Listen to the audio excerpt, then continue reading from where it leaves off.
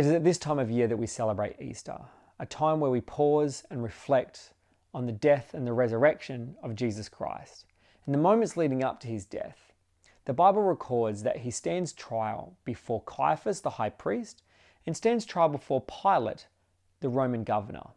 He stands trial before religion and a political system. And the Gospel of John records it this way in chapter 19, in verses 7 and 8. And this is what it says.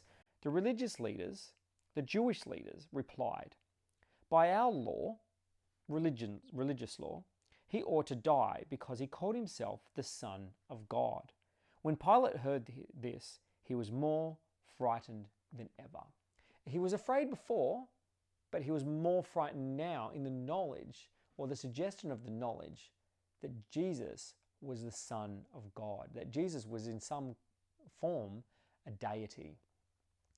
But I also believe that the religious leaders were also afraid, because fear sometimes it brings out the worst in us. Sometimes it causes us to do silly things. We only have to see in what's happening in our world right now is that people have actually become afraid.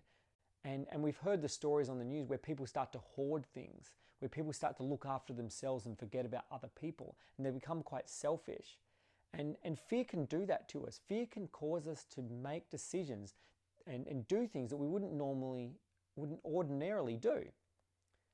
And fear is causing both religious leaders and Pilate to do things they may not ordinarily do if they weren't afraid of what was happening, but their life was changing before their very eyes. And our life right now is changing before our very eyes. And for some of us, this can be a bit of a scary time.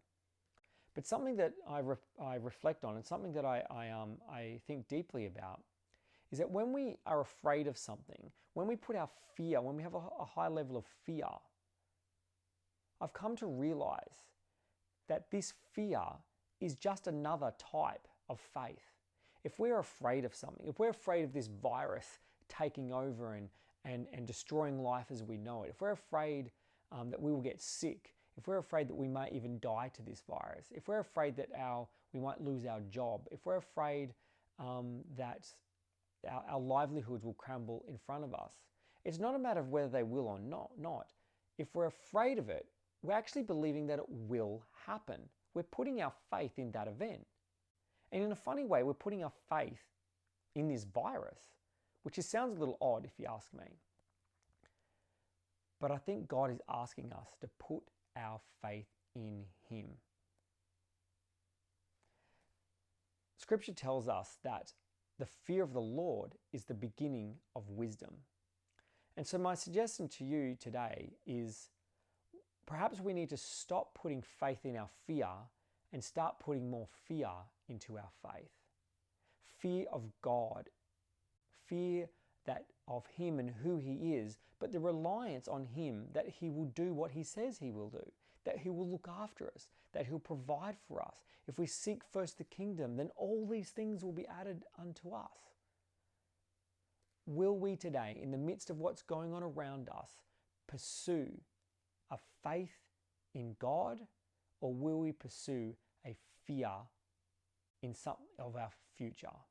Will we put faith into our fear, or will we put fear into our faith?